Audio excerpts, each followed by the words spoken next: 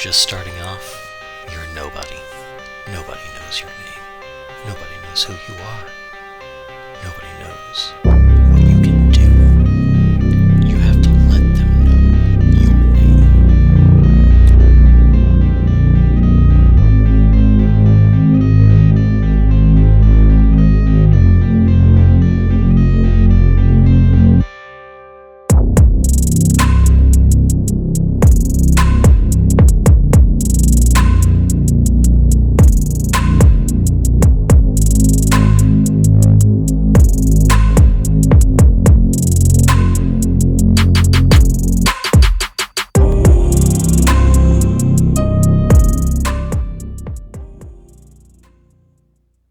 Greetings, sentient being, and welcome back to Pluto. This is Punkworks, and I'm out of my mind.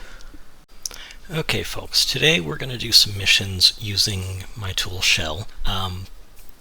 We're going to use mine because, obviously, I make it, so it's what I'm most used to using. So I'm going to show you how to get started in the game, do some missions, make some money, starting from zero, basically. This time there's not going to be any coding or anything. I'm just going to be doing missions, okay? Alright, let's get started. We got a job, and what we got to do is change the police record of Mr. I'm going to assume, I probably shouldn't assume, so person Vidovic Aelgar. Let's call him Vidovic Aelgar. And they want to remove the charge of hacking that occurred in the year 1999. So, a little bit last year. So we're going to do that. We're going to help out a fellow hacker. The police record is stored at this IP, so we're going to take a look. And what we do is we probe that IP. Okay. Actually, let's get a window open here so we can do some extra things. For instance, every command in Shell has a help file, or help file usage information, whatever you want to call it. It's not really a file, but it's usage information. Some of them are a little bit more fleshed out than others. Like this one, it's a very simple command ls. You're just listing your files. Probe has another very simple use. You just give it the IP and the port. You don't actually have to provide either. You can just say probe and hit enter, and it'll a couple times in it'll just show your wherever you are right now, like your local network. As you can see, it's it's just popped up where I am right now. You can see 223.103 blah blah blah. It's what's showing down here. Same network. Okay. Alright, so right now we're going to probe this network right here, which is going to be a police network. It's going to go ahead and build the port map there for us, linking all the ports to what machines they're going to. This is going to be the outside facing port, and this is going to be where it's routed to on the inside. So you can see right there. So what we need to do is get on basically any machine on this network that can reach actually this machine right here, and it's open, so we can actually just attack that machine directly. This is a level 0 mission, so it's always going to have open ports. Okay, so let's go ahead and target port 3306. See? 3306. And then we're going to database it because we don't actually know. Here, I'll show you. So normally we would meta link to link a remote net session. Oh, actually I do have this in the database. So since this was already scanned, because it's libsql, and I forgot I already scanned libsql version 1.0.0. So employees and criminals are both SQL. Bank is also SQL. Okay, so let's take a look. We're going to use zap, which brings up a menu of all the attacks. These were unsuccessful when I ran DB, the databaser, so we don't know what they do until we get a successful run of those. But we know that we have guest shells on these, and we have a user level shell right here. So let's go ahead and use the user level shell. Okay. Alright, so we're going to take 7, and it's going to offer to open it in the buffer. Okay. And we're just going to say yes, and it gives us the context menu. And once you have this open, you have a bunch of different options that you can use. And one of the most useful ones is glasspool. You can see down here. And when you open that up, it basically lets you know that shell, computer, and file commands will execute on the remote machine. So right now you can see down here it changed, and we're now on Levens at that, which is this remote machine, as you can see.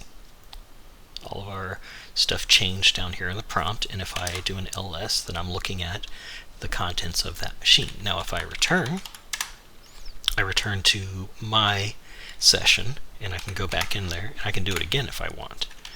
I understand it is kind of annoying that it goes back to this menu instead of going back to the shell. I'll probably change that. Shell is constantly evolving. There are like 5 contributors now, which is awesome. Or yeah, 4 or 5. I don't know. So it's constantly updating. So stuff like this, we notice, and it's like, oh, let's just change that. So sometimes we do. But right now, what we actually want to do is we want to attack this target, and so we're going to upload our rootkit to the target. It takes not that long because we shrunk things down. It's less than a megabyte. And at these 2 menus, we're just going to press enter. One of them is old, like this one right here. This is outdated information, so don't do that actually, because this is an illegal launch parameter for whatever reason. You can't use a quote in normal launch parameters, so we can't do this anymore. Okay, but definitely say yes to this one. You can just press enter, and then now we're actually running on the target, so all of our commands will execute on this machine now. You can see that the prompt is blue when we're just remote controlling it, and it is whatever you decide to make it in your settings. You can change the color of this, but whatever your normal prompt is, mine's white because I have a black background and I think it's easy to see. And then it contrasts with the green text that is my normal terminal color. So stuff stands out more. Like this text will stand out more than certain. Anyway, so we're now running on that machine, and we're running silently. You can see it says silently because you can see we don't show up in PS. Like the command, the process that we're running does not show up in PS like it does over here, because we're still remote controlling this machine. We're running all of our commands as if we were native on the machine, but we're not actually native on the machine still. We haven't actually gone to it yet. So I can actually return from this session, and I'm right back to the menu where I can go in and select that shell again, and I can do this all over. And since the rootkit is already there, I can type shell to just search that machine and launch the first one it finds. And it found it, and so I press enter, and boom, I'm right back on the machine that I was at before. Okay, cool stuff, right? And now if I type probe, then I'm probing inside the network, and I can actually see more machines on this network than I could see from the outside, which is super useful, So now that I'm on this machine, and I can see, if I go to the root folder, I can see the employees viewer, and I can see the police record. This is what I want. Okay, but first, in order to use it, I need to get to root. So normally, what you're going to do is look in the password file, which is in etc. password. Okay, you're going to grab the root password, and you can stick it through Gopher. Just copy paste it. You can do that. You can just go for the file directly, okay? And you can actually do this, where you select them all, and when you do that, since it's multiple lines, you're going to want to do a quote, and then paste it, and then another quote, and it'll just wrap all of this, and it'll decode all of that. But we don't actually want all of the passwords, we just want root. So we're going to do that. Oops, I didn't want to do that. We just want the one. There we go. Okay, so we're going to do that. And since I already have a dictionary loaded up, it just found the password. It's a lot faster than using the hardware. So that's, if you have the dictionary set up on your machine by running password gen, then it will auto import what is known as the tables. and that is just a bunch of files that contain passwords.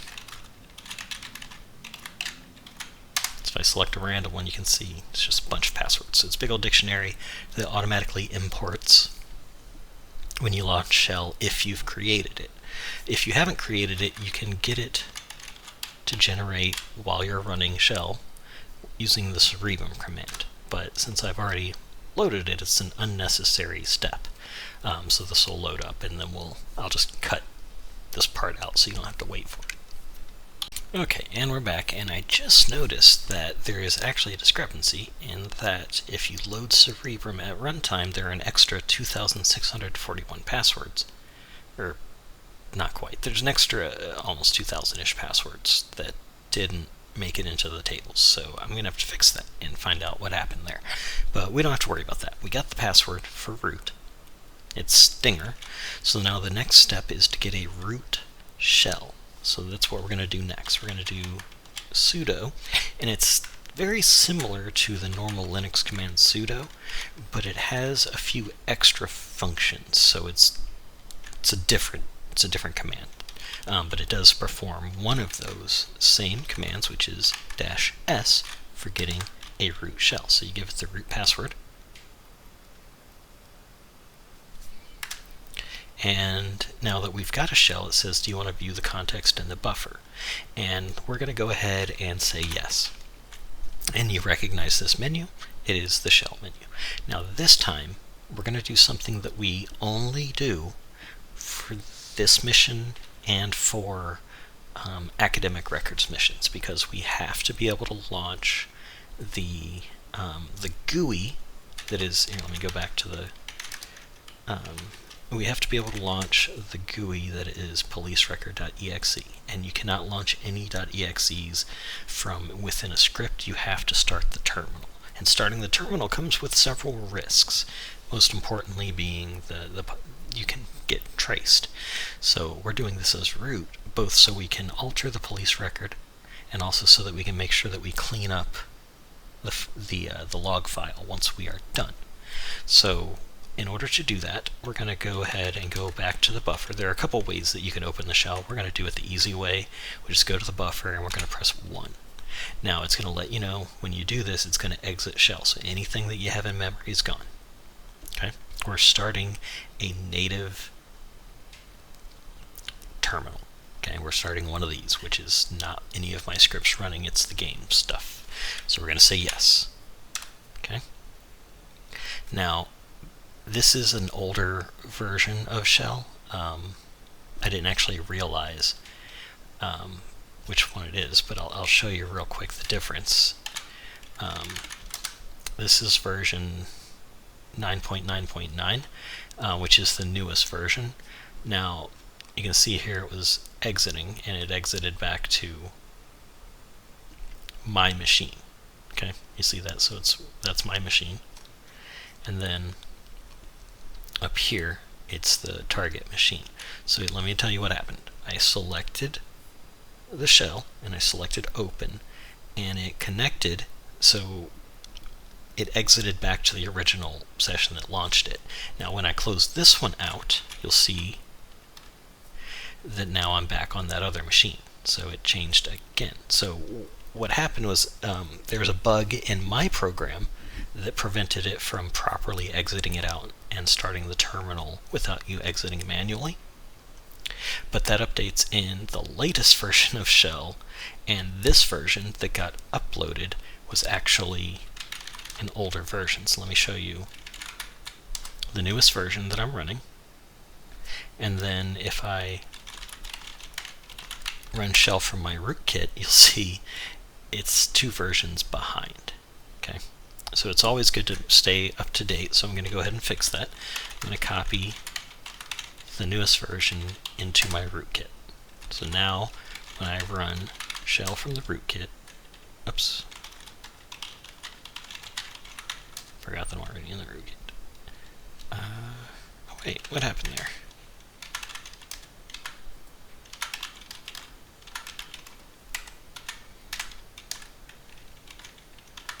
Make sure I go all the way back.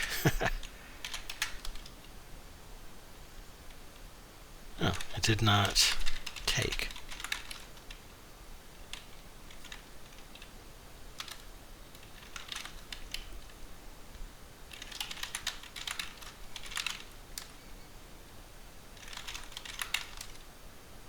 There we go. Now it's the latest version. Sorry about that.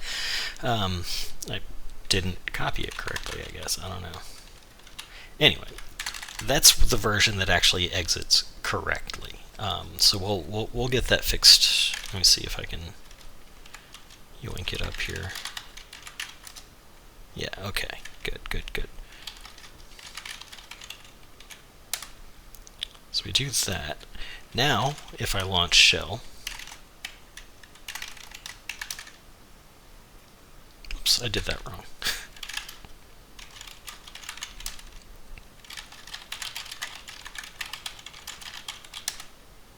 Gonna go ahead and throw it in root, and then I'm going to move shell into it.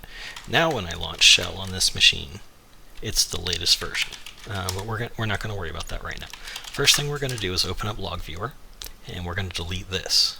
We're going to delete the shell obtain. We're not going to delete this because we actually need this here, and I'll show you why later, but make sure you always delete those shell obtains. Always get rid of those. The next thing we're going to do is we're going to open up PoliceRecord.exe right there. And also, we're in the beta version of Greyhack now, so we got a fancy new UI for all the things. But right now we're going to go ahead and look for this person right here, Vidovic. And let's start at the beginning. Nerva, Doreen, Susanna, Ludwig, Becky, Clayson, Lise, Casey, Carolyn, Ronica, Kalindi, Pierce, Derek, Vidovic. There's our person. Oh, we have to add the charge of hacking, not remove it. And this is a person who's been arrested 3 times for exhibitionism. So somebody wants this guy to stay in jail. So we're going to go ahead and add the record of hacking. And it already started at 1999, so we don't have to do anything with that. Always make sure to save. Okay? Now, he's got an extra crime on his police record. Now let's go ahead and reply to the email. And the customer is satisfied with the job. Excellent. We have successfully added ruin to this person's life. See ya. Okay, now if you take a look at log viewer, that didn't leave a log, so you don't have to worry about that. One thing we do want to do is remove the rootkit. Because we don't want to leave that there, both because we don't want to leave traces and we don't want another player to get all of our stuff. So what I'm going to do is I'm going to open up rootkit, and I'm going to use shell. Okay. Then what I'm going to do is I'm going to remove the rootkit. So I'm going to back up a little, and just so you know, this is not normally how you would do it. I'm going to show you the proper way to do it on the next mission, but this is one way that you could do it. Okay, so you're going to remove the rootkit, and it's a folder, so you have to give it a -r. Now rootkit is gone. We deleted it. I'm going to exit out of here, and I want to show you that left a log. Okay, so we want to get rid of that. There we go. Now the last thing that's going to happen is when we exit, it's going to leave a connection closed log with our IP on it. If this wasn't here, a connection established, then a connection closed without a connection established would look suspicious to the admin of the network, and you would begin a trace, or they would begin a trace against you, and if they find you, then you get a game over. Or I think it's like a couple of these or 3 of these, and then you get a game over. So if we leave the connection established and then there's a connection closed, the admin does not care. But another player, if they find this network, which is very unlikely if it's a mission, but if another player finds this, they're going to have your IP. So you want to get rid of this one too, and I'm going to show you how to do that on the next mission. But from here, I'm going to go ahead and exit, and now I am back on my machine. And since I'm on my home machine, it actually drops me back to a user level, so I have to jump back into root, because I always do stuff as root. Alright, so I'm going to get set up for the next mission. Okay, let's go ahead and do an academic changes mission. And let me check what... yeah, we're still level 0, so we got to take another level 0 mission. I'm not going to do another credentials needed because that'll just get me coupons, and they're not very challenging. So let's do 2 academic record missions, and that should get us up to the next level. Go ahead and close that. Our first mission, the client wants to change some grades in his academic record, and the remote IP is here, and then the network, and this is the person we need to change the record for, and this is, what we got to do. So first things first, probe. The first things first, launch shell.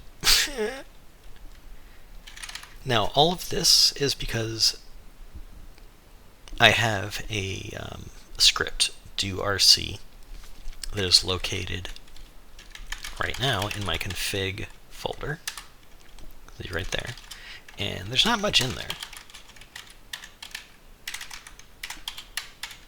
If I can remember what I'm trying to type. It's just a single command.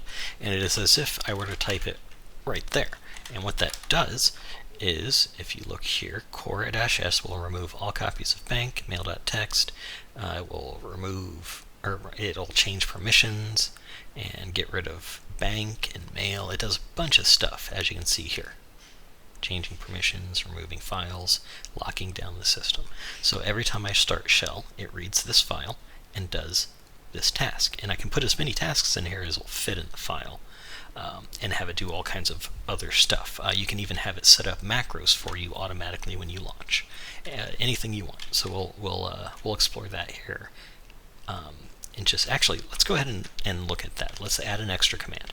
So Scribus is my onboard text editor, but you could also just use like Notepad or code editor to do this. But I'm going to just use the onboard editor. And it brings it up, and you can see there's that line. And I'm going to go ahead and have it do a macro for me. This is probably not the best example because I'm just going to have it, let's see, macro set Bob, and then make sure to wrap complex. Like if the string is more than one word, you're going to want to wrap it in quotes.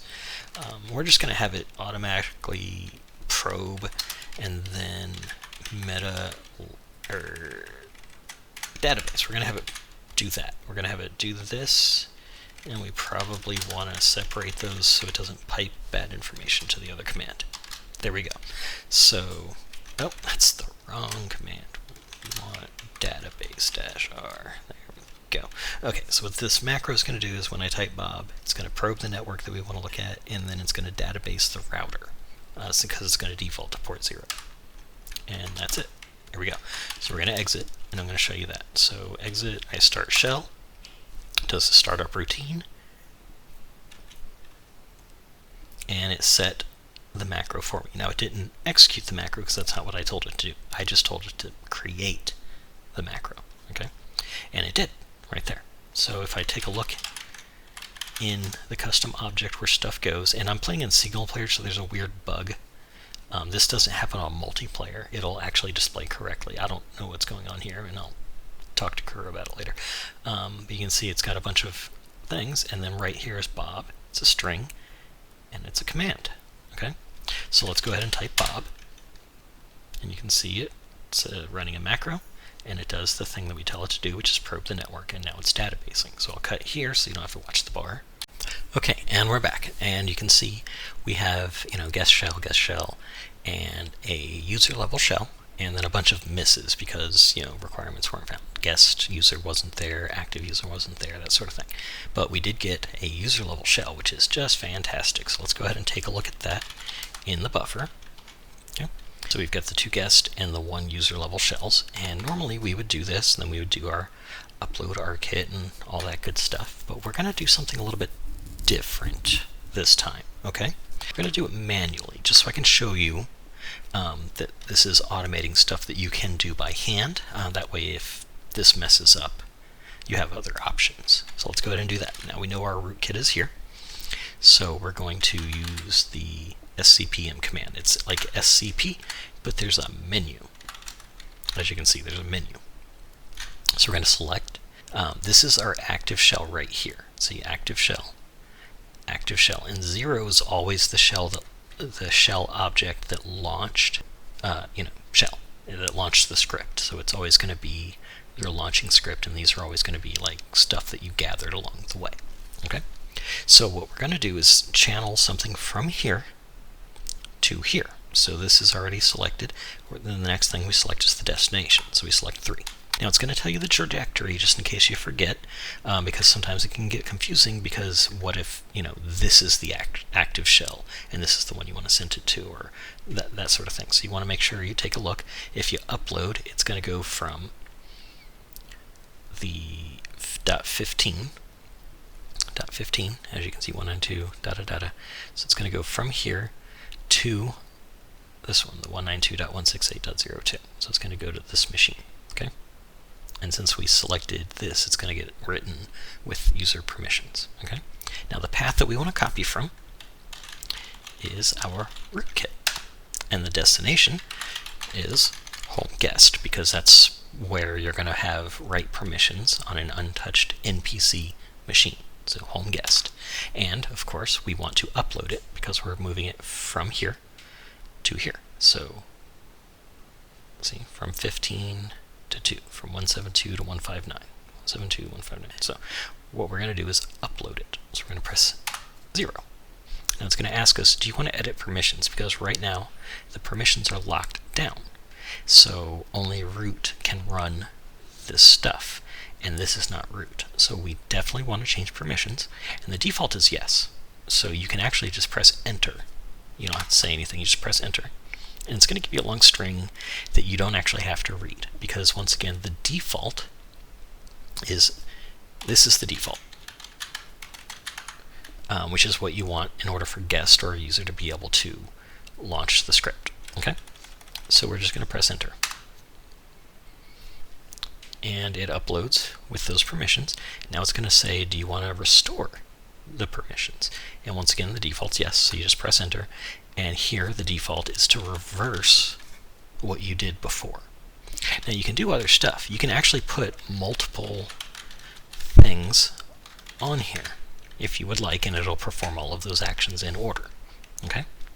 But we don't have to do anything.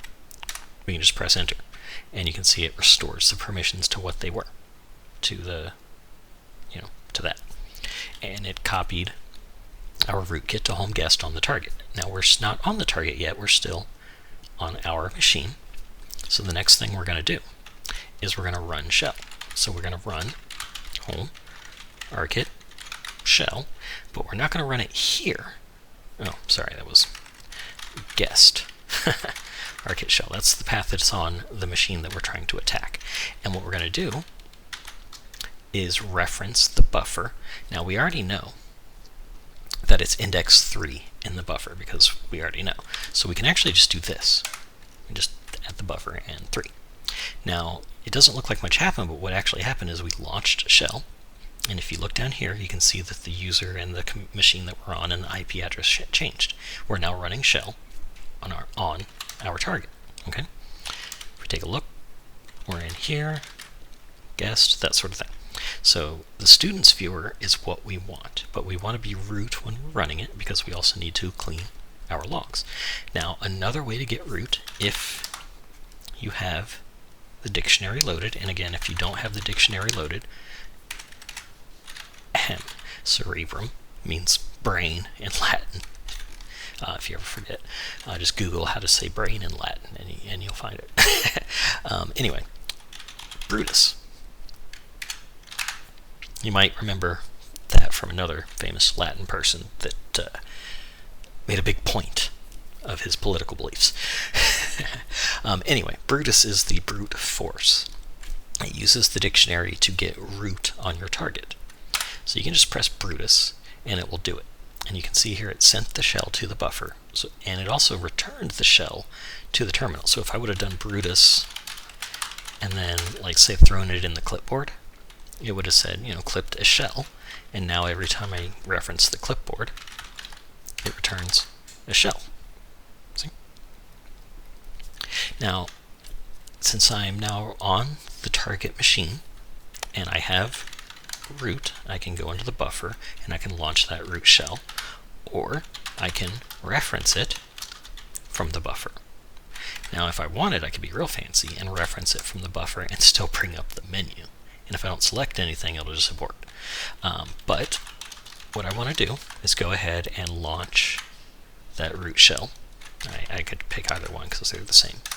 And it's going to say, if you do that, it ends the script, and it could result in an active trace. So just be aware of that. We're going to say yes.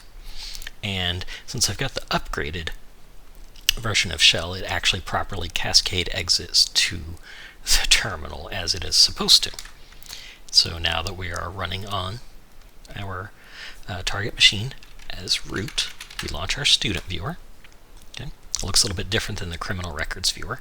There's also an employees viewer. I'm going to go ahead and bring that up since it's here, and you can see that you got all the employees that work at this university, and then these are the students that work at this university. We want to find the student named Joy Klind. So let's go through one by one.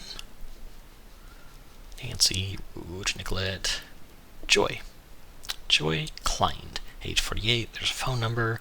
She is not doing well in programming. She's pretty good at mathematics, but she's not passing programming.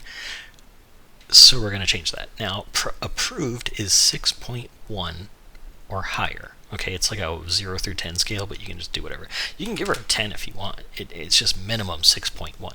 So we put in a 10, and it says it can't find the program settings. That's a bug that has been popping up lately.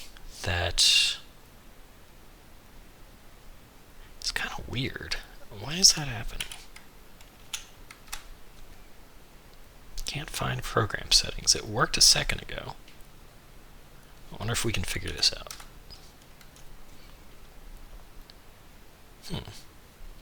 Strange.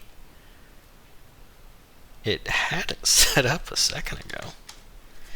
Let's see if we can manually enter it. No.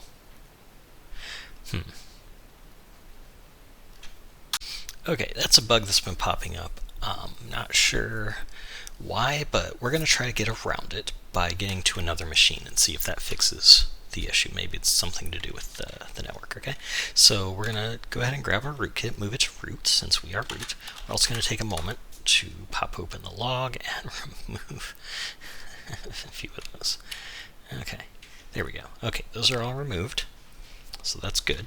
Now the next thing we're going to do is we're going to go ahead and fire up shell again, take a look at our network. Since we're on the network, we can see some more machines. So 17.3 is right there. There's a couple internal ports on it, so we already know we have that. So we're going to go ahead and target. So let's target. Now, since we're inside the network, we have to use the LAN IP, not the public IP. Okay, it won't work if we use the public. So we're going to target that. We're going to link up. Cool. Let's go ahead and zap. We're going to use that one. Don't need an inject. Oh, and that one failed because the requirements weren't met. So we got to try one of the other ones. Okay, that'll happen sometimes, And there we go.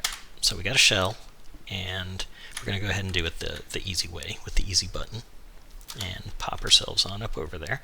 Now we already know the root password.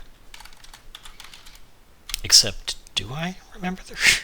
I don't know if I remember it. Oh, there's Samson. Or Samso. Okay, so go ahead, grab a root shell. Once again, we're going to open that. And this time, we're just going to press 1 to go ahead and open the shell, since we know it's going to work this time. Cascades down, and we open... Now we're on this new machine, which is our target. Okay. So now we're going to try to open Student's Viewer and see if we can change this person's grade. Joy. Programming. We're just going to give her a 6.1 this time. You say, okay, it worked this time. Okay, so we got around the bug, and we were able to change this person's grade. Awesome. So let's go ahead and do this.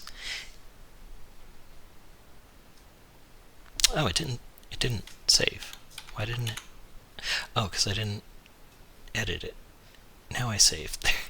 Yikes. Okay, so make sure you do that. And we reply. Now the customer is satisfied with the job, so I got paid. So now Ms. Klein is good. Now once again, shell obtained. We get rid of that. We exit. Now we're back on, remember, the machine that we used to infiltrate the network. Take a look at that log again. See, connection routed. We're going to kind of want to get rid of the connection routed. Get rid of that. Now there's a connection established, which means when we have a connection closed, we're not going to get traced. So I don't have to do anything more. Oh, wait, hang on. All right, I got to get rid of the rkit. So I'm going to go ahead and remove that.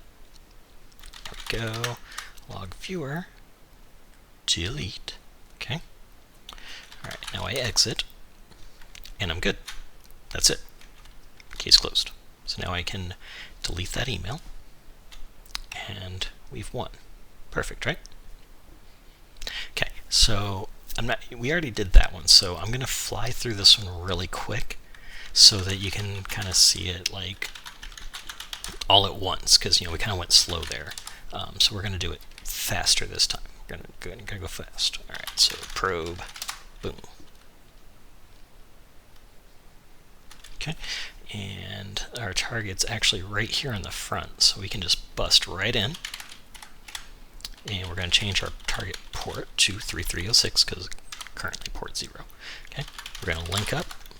We're going to zap. And we're just going to take the guest shell. Since we know it's going to work, we don't really worry about that too much. And I pressed the wrong button. So 3. Go ahead and upload that rootkit.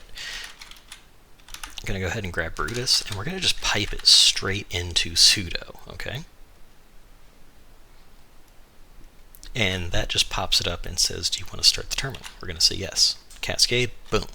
We're on the thing. So now we go student viewer, and we go log viewer. Shell obtained, removed. Okay. Now we find our target, Quentin Mitzer.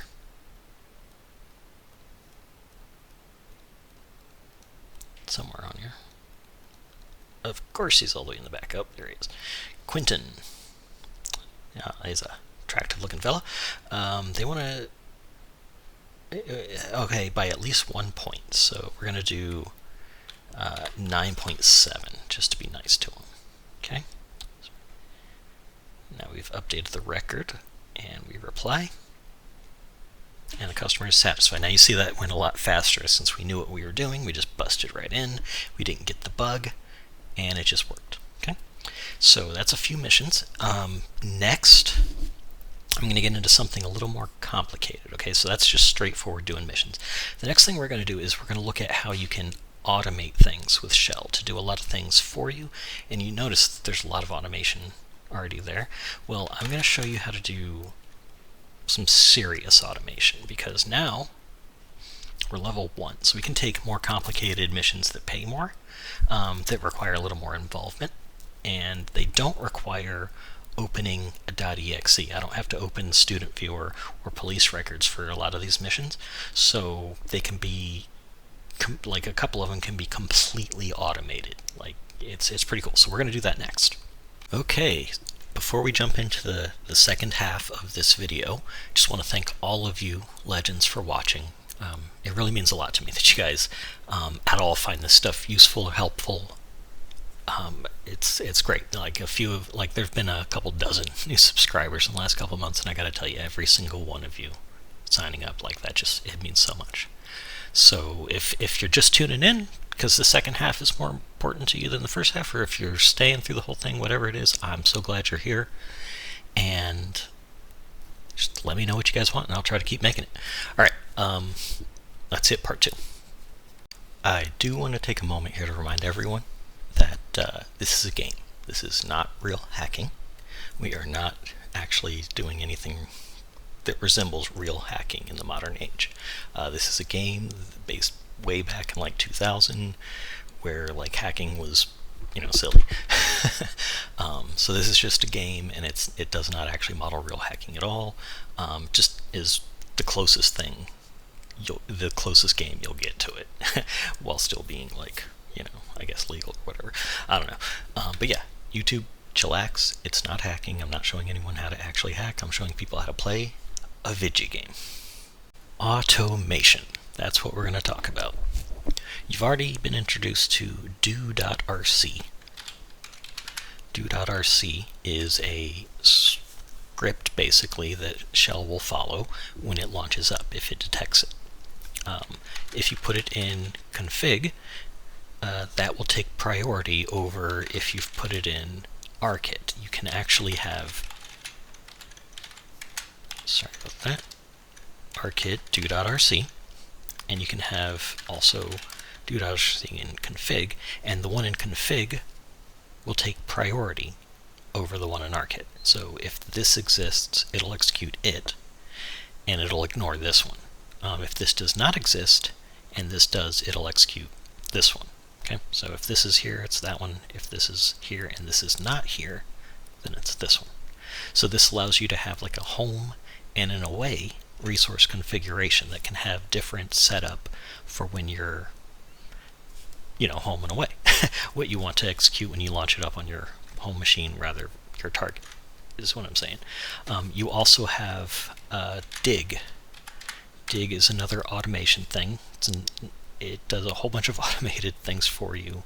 The most important of which being it will probe your network. Let's just probe a random one. Random IP1. Pipe that to probe. So dig will first probe a network, see what's on there, and it'll look at, like right here. If you point it at the router, it'll it'll see if you have that in the database or not. And if you don't have it, it will scan it for you. And then from there, it's going to upload your rootkit, and then it's going to execute anything that is in the file named dig.bat. Dig.bat. Okay. I don't have one right now because I haven't run dig yet. Oh wait, yes I have. I do have one because I have run dig. The first time you run dig, like to do a target, it'll generate one for you, or you can do dig-edit, and it'll open the editor, and you can write in your stuff right there, or you can pop open code editor, and let's see, rkit, oops, I want to go in here, and then open dig.bat.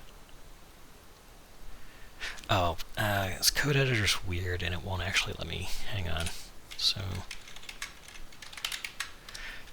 there we go. Okay, and you can just edit the stuff in here, and each line is a line that will be executed as if you had typed it on the command line in shell. So you can take any commands that shell has. By the way, 2 ats to quit and 1 at to save.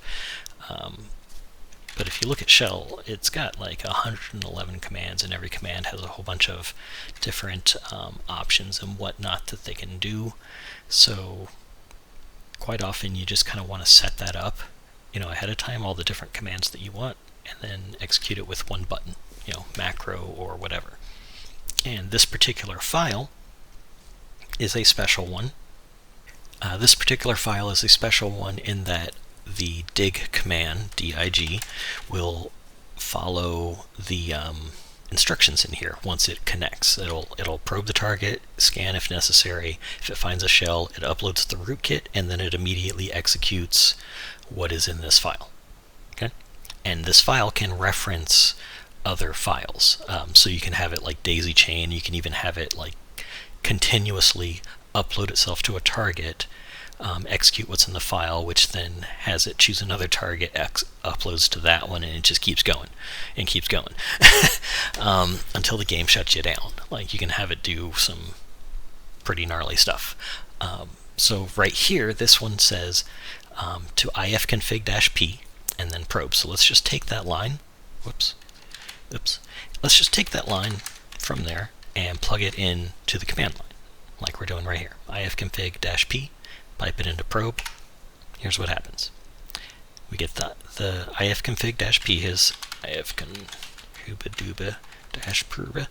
It returns an IP address, and then that got piped into probe, and so it probed that IP address. Okay, and that happens to be, me. That's where I am right now, because that was my local IP address. Okay. The next thing we're going to do is this line. Okay. So the second thing that would happen, now remember this is dig.bat, so this is once we've uploaded to the target, it's going to execute this. So it's going to execute brutus, and then it's going to throw that in the clipboard. It's going to get the password, pukerso.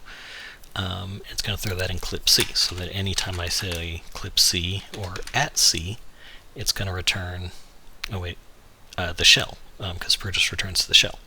Okay, so that's that line. So the next thing is we're going to grep, and we're going to store that result in clip B. So let's do that real quick. Copy. Okay, so here's what happened. It searched the computer for shell. It found it found shell.d in root, so it returned that. So I should probably let me fix that real quick and see if I can make sure that it only triggers on the correct ones. Let's save that, and then whoops, did not mean to do that. Alright, so let's try that command again, and it found the correct one that time since we told it exactly this. So it only found the one, and it stored that in clip B. So that's a path that we can use later. Okay. Finally, we're going to use run, and we're going to make use of clip C and clip B, as you can see here. So let's see what that does. Copy. Paste. Okay, so run at B, Bravo, is going to be the path that we just had right here. So run at this path, and it's going to say do these hooty duties. It's gonna basically say do one rshell at home, and I don't believe I've set at home, so it's probably gonna fail on that, but we don't have to worry about that. It's just launch parameters. And then at C is the shell on which to run the program at that path. So we do that, and there we go. It ran shell, as you can see, it launched shell, and it did rshell invalid IP. As you can see, we didn't have that set, so that's where that executed. And at C was just the shell that we launched it on, which was actually the shell that we're already on. So don't really have to worry about that. But this would be a root shell if it was like on another target. That's what we wanted. It launched it on a root shell. You can see we're still root down here. And so if we exit back, boom, we're out. I forgot to mention, by the way, that when I gave it the instruction do one rshell at home, since I've launched it with that instruction, it's only going to do that. It's going to do one of these operations and it's going to exit.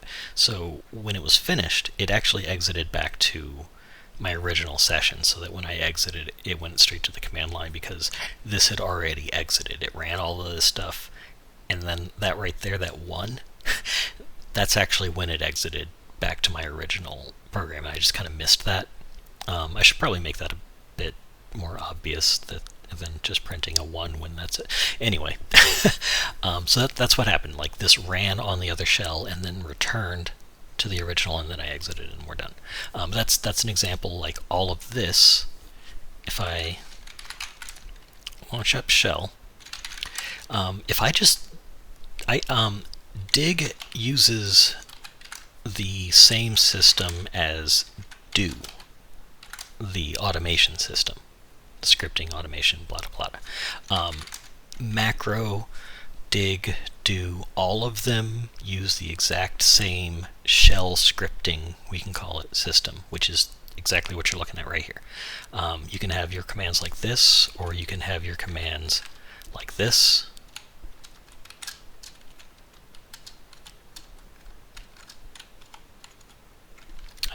Do that. And just in some cases, you don't want things to be piped entirely to each other, and so you would want to, like, let's see here. Where's this going to mess up?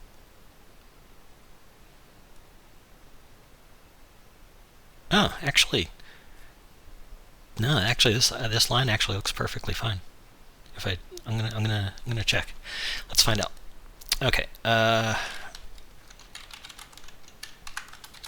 So anyway, to fire dig, the command, the net crawler, you're going to give it an IP, or you could also give it a port. But if you don't give it a port, it's just going to target the router, which is almost always what you want anyway.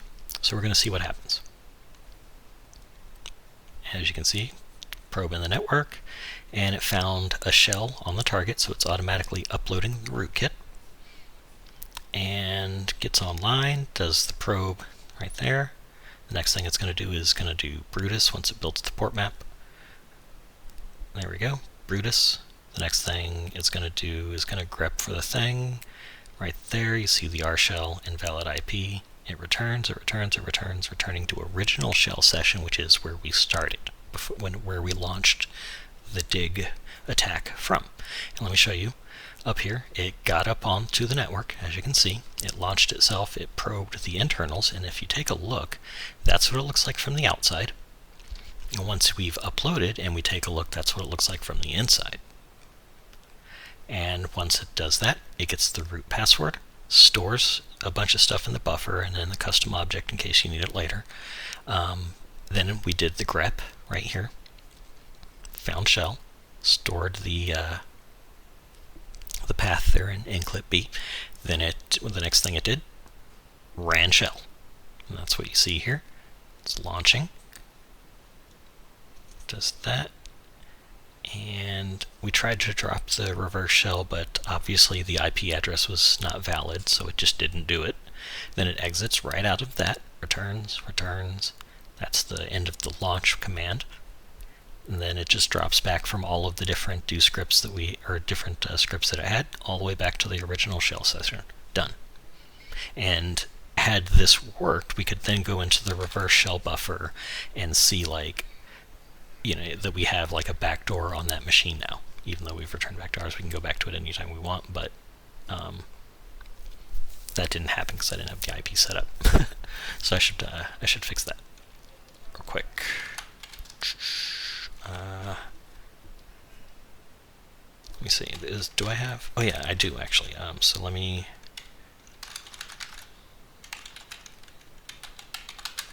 Okay, and then what I want to do is have it do shell --home, and then I want the IP here is 176.104.209.22. Oh, I didn't have numlock on.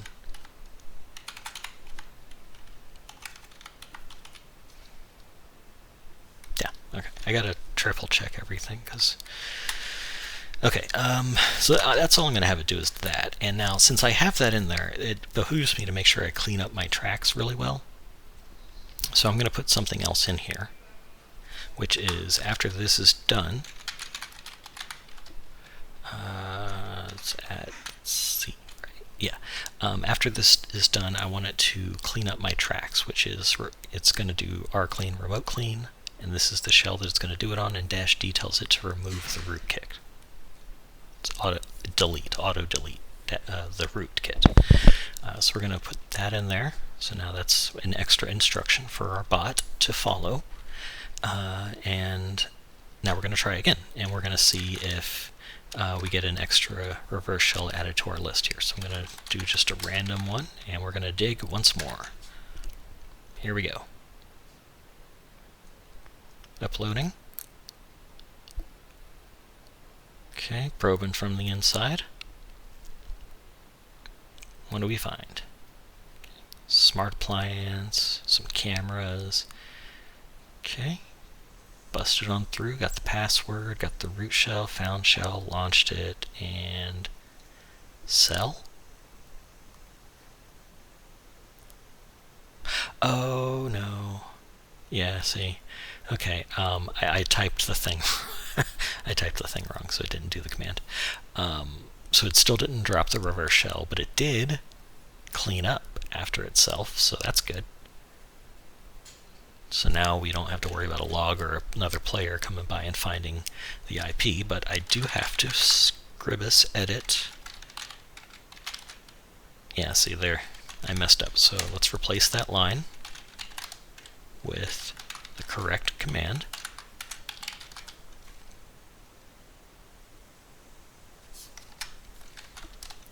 Okay, and let's clear all this. Let's try one more, okay? Let's go, let's go. This time we'll get a reverse shell, and it'll work properly. Got the upload. Got the probe. This part takes a little more time on my computer because my computer's pretty old. If you do this on multiplayer, it's very, very fast. I'm just playing on single player so that I don't have to blur out IP addresses and you can see everything that's going on. But normally I would be in multiplayer. Anyway, got the root launched, and this time the reverse shell didn't give us any feedback, which means it worked. Then we cleaned up behind ourselves. See, rkit deleted, detection factor 0, log scrubbed, and we have returned. Now, when we check our reverse shell buffer, boom, we have an extra entry, and that is our target, our last target. See, 129.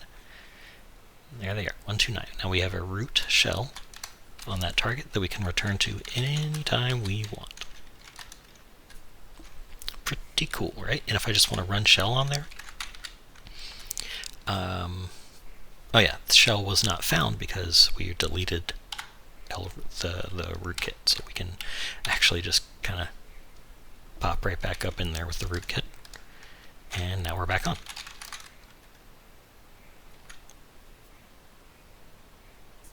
And there we go. And a little firewalled address down there, that sort of thing. So that's one example of how you can automate stuff really quick. You can turn this into a macro, or you can throw this into a file called, dig.bat, dig.bat, and you can, automate things that way. Okay, so we're gonna jump out of here because we don't need that, but I am gonna just go ahead and just out of habit go back into that shell, and I'm gonna use rclean once again. Except I don't. I want to make sure I delete the rootkit, so I'm actually going to select GP or glasspool. It's number 4, and then I'm going to do rclean-d. And the shell that I want is that one, 4. Okay. So we look in guest, and it's gone. Come back home. We still have hours. So you can see it's all about knowing which object you are manipulating at any time. You just got to keep track of what you want to do. Okay, I want to do stuff to this one, then I do stuff to that one, and then when I return, I'm back on mine. Okay. I'm going to set up a little bit more complicated one for the next one, so let me pause real quick. So a quick note, I just noticed that one difference between this and having it on multiple lines was right here. That is kind of the same as this, because right here, Brutus is going to put a shell into clipc, and then clipc is going to return that shell to the command line, which would then get grepped, or then get piped into the last parameter here of grep, and then grep would search that shell for this pattern, which is in fact actually the same result as if I had just done that. Because it's actually searching the same thing, so it's okay that it piped this into this command, because it actually resulted in the exact same thing happening. But just so you know, if you don't want something to get piped to the next command, because it will interfere, like all of these commands we got lucky because they won't interfere. But if you ever wanted to make sure that it doesn't, just put a double space.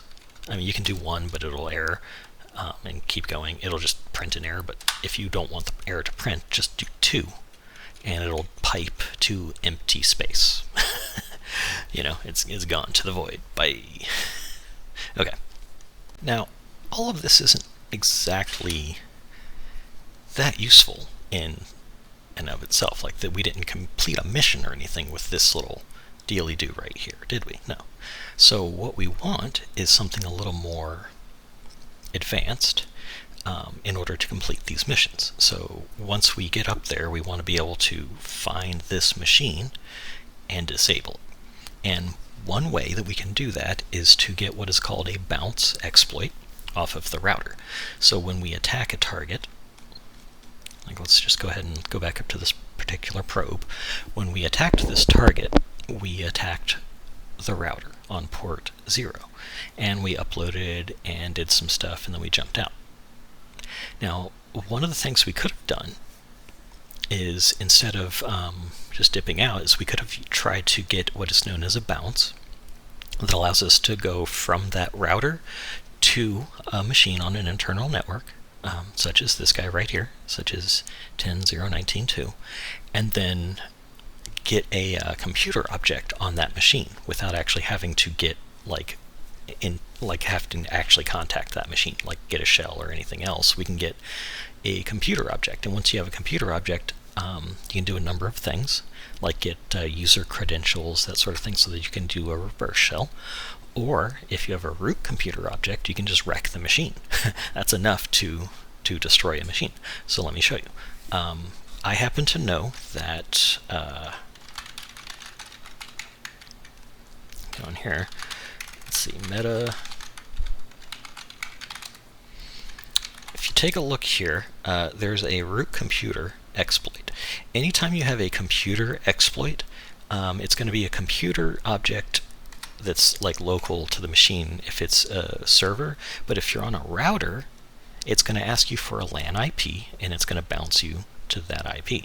So what we want is to execute this exploit on a router running this version. And the best way we can make sure that we do that is, there it is right there, put a copy of that exact library in our rootkit so that it uploads when we upload our rootkit.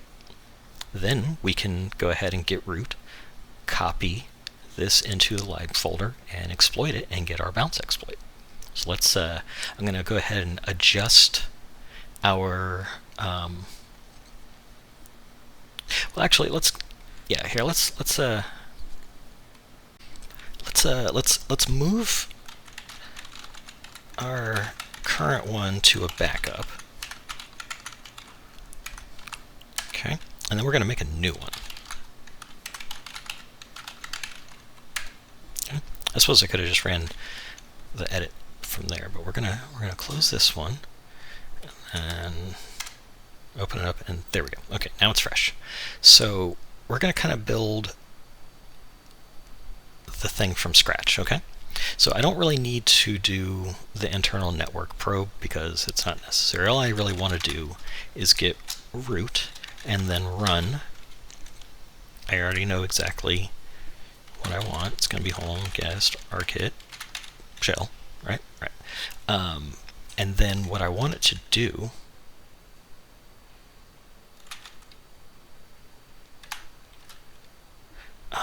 what was it again?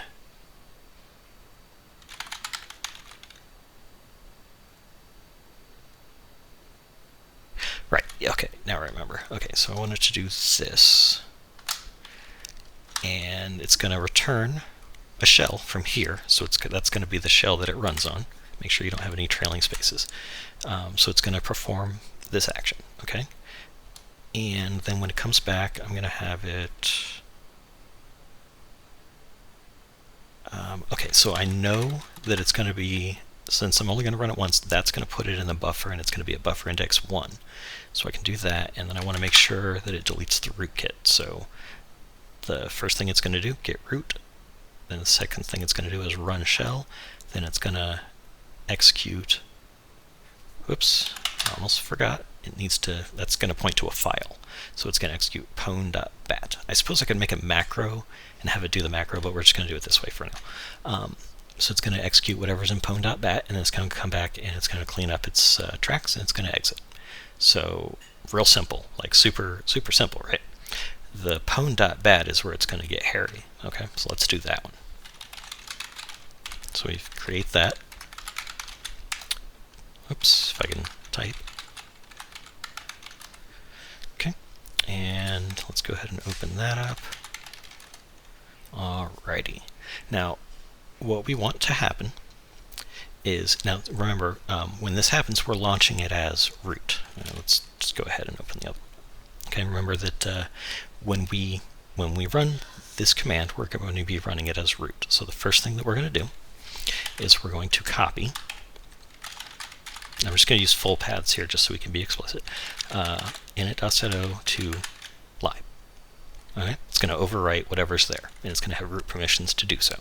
So it's going to put that in there. And then I'm trying to think if this has any requirements. I should probably check that. Yeah, let me do that real quick. Hang on. I already happen to know that I can just pop on in from here. And let's see. I think it needed a guest thing. So let me double check that. So kill 2484. Right? Okay. Metal load init.su zapperoonie 4. No guest user found. 17.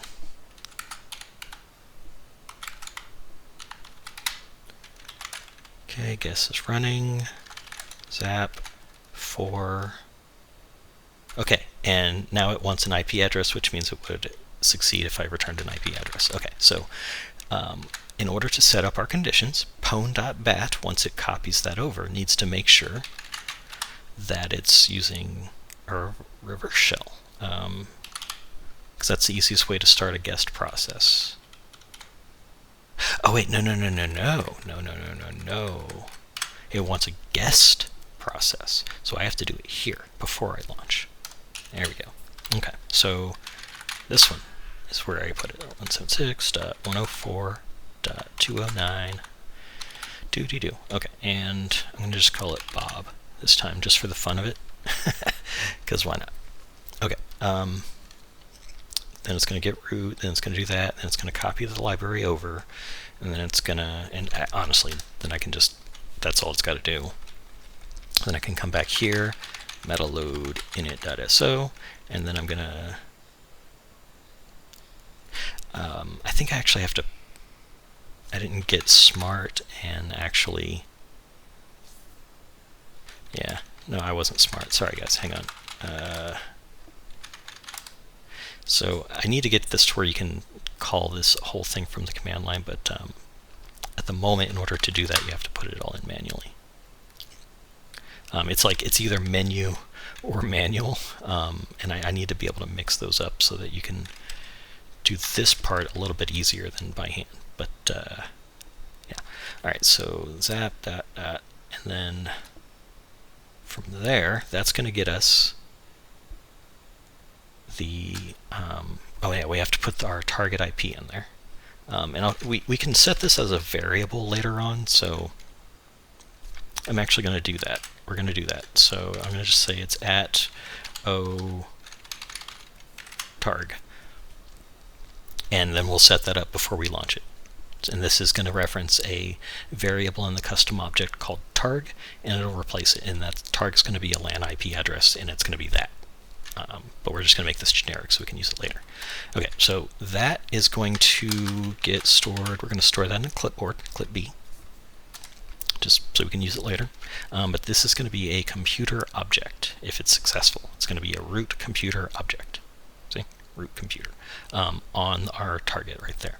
So once we do that, we kind of want to just blow the machine up, right? So we're going to do rclean-n for nuke at B for the shell or the computer object stored in the clipboard. We could also just do this and not even worry about that. And I think that's what we'll do. Yeah, okay, so that is going to be that, and then that's going to be this. Oh wait, no, I messed up, hang on. There we go.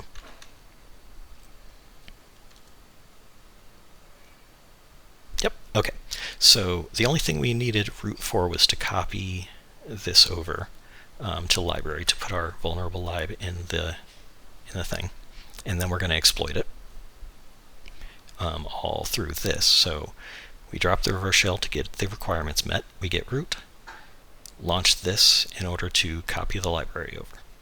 We then load up the library, launch the exploit using the set target, and then we destroy that target. We then clean up our own tracks and exit. Okay? Alright, so let's see what we can do. Okay, let's get out of here.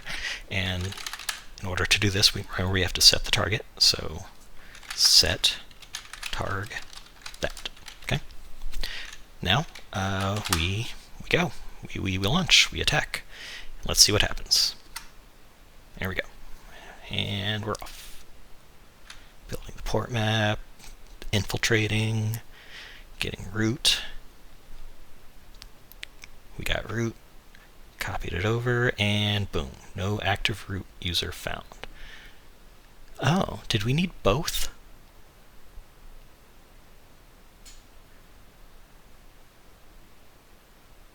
I believe that is the case. We needed both. So we failed right there. Okay, that's fine. That's fine. We'll just try again. We'll adjust our script. And yeah, see a few issues there. Yeah, that's not good.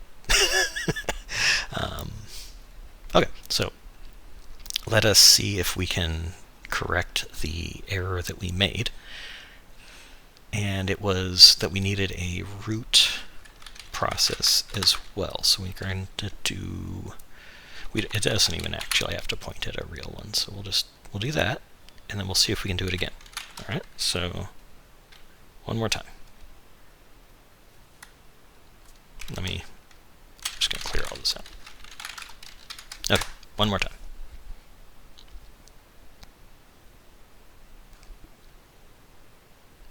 Why is it? Okay, so I'm just going to show you my mistake, and with something that I'm going to have to fix later. So you remember we nuked our target last time? Well, as you can see, there's a bit of an issue with it not showing any router information. As you can see here, unknown. I nuked it, right? I meant to nuke the other target, and then my nuke targeted it fell back and nuked the wrong machine. So.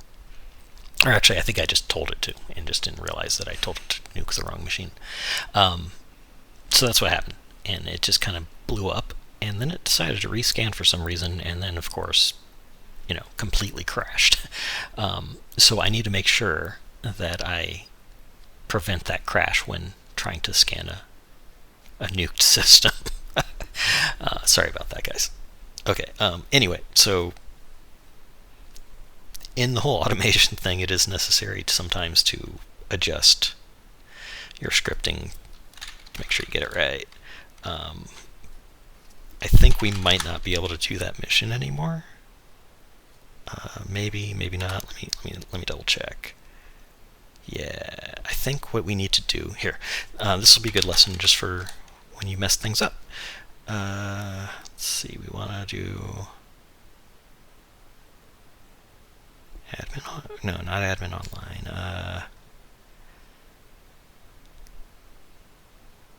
Outdated library. Oh, that's right. I need a username. Well, that's fine. I can just... let's go with good old port 22. Okay. Ooh, root shell. I'll take that. And do that. And I have a username. Cool. There we go. I want you to update your kernel router.so. Okay, and then see the admin is this person right here. If I can copy correctly. Company name is right there.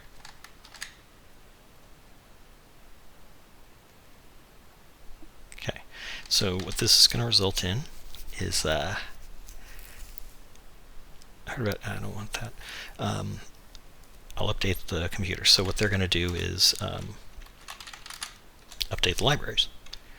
So as you can see, it's now. Oh, they didn't update that though. Shouldn't matter.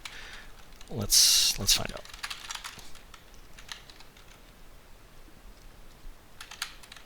Oh yeah, I should. I got a shell on there, so I should clean up the log with rclean script. Okay. Now. Okay, let's just see if we can try again, or if we've completely hosed ourselves. Is that the right one? I have no idea now. Yeah, that's the right one. Okay, so do that. Why do I have two of these open? Close that. There we go. Nope, not that one. This one. Okay. Sorry, guys.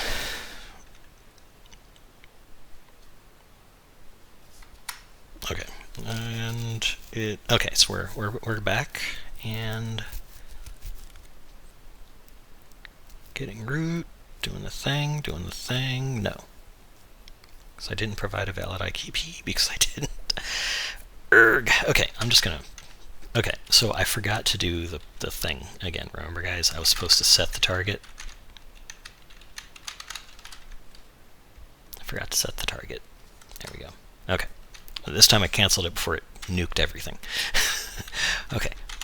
Uno más tiempo. Here we go. Fingers crossed, right? Copying and oh.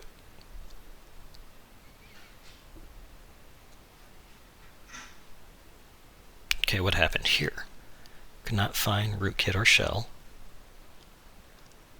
Cannot delete, permission denied, nuking file system, deleting boot, scrubbing log, deleted. Oh, because it didn't. Okay, so that's fine actually. So the customer is satisfied with the job. Yay! Okay, so right here it said this because in fact I didn't upload the rootkit to there, but it was still using the nuke protocol which looks for rootkit, so that can safely be ignored. That just didn't happen. But we did delete the boot folder, and so that's what's needed the most, and we scrubbed the log correctly, and we scrubbed the log and removed shell on the router where it actually existed, and we're done. And we got paid, just like that. So let me show you those two scripts again. And you can get way more advanced with these. There are if state. You can do, here, let me show you. If is a thing. You can put if statements within your scripts. You can also put comments, anything, this is a comment, this is a comment. So you can, if you're used to doing that for a comment, you can do that. If you just want to do that, you can do that. If you're used to doing this, you can do that. If you whatever you need.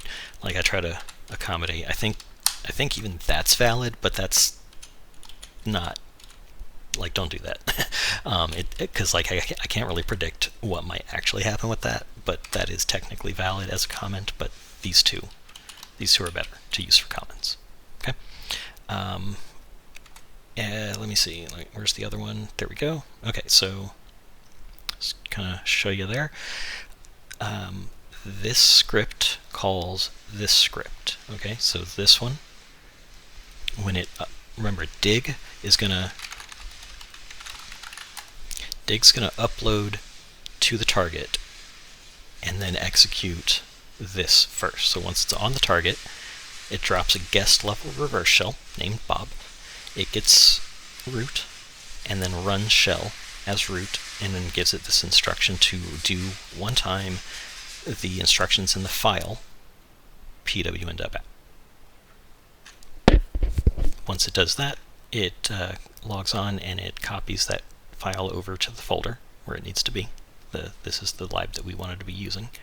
And then it, once again, drops another reverse shell, this time as root, since the requirement needed guest and root.